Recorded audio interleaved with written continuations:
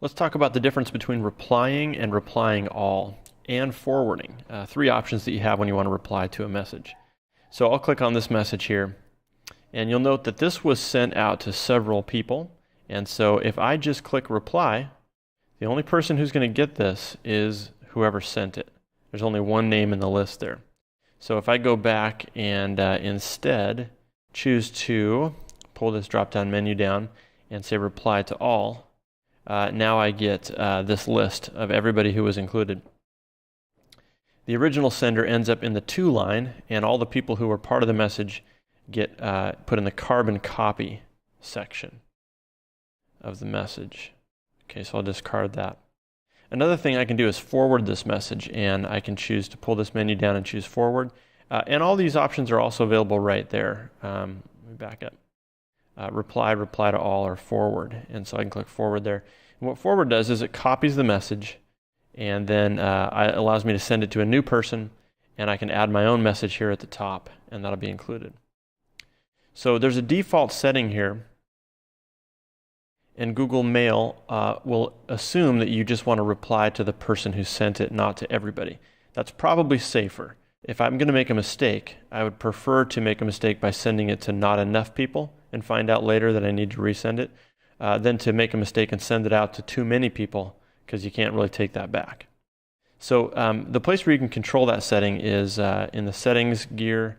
Go to settings, and then it's in the first section, general, and the default reply behavior, reply or reply all. If you check reply all and then go back and save your changes and go to the inbox, if I open this up, notice that the button here has the two arrows, and that's reply to all by default. It doesn't stop me from choosing reply. It just means that if I click this button, it's going to be sent to everybody. So, it's a preference, but I prefer not to have that setting in there, so I will keep mine at reply.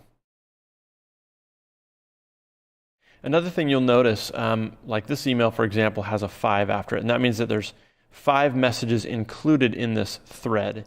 So really, if I open this up, you'll see there's this message that I just clicked on, but there's a number of items kind of attached to this.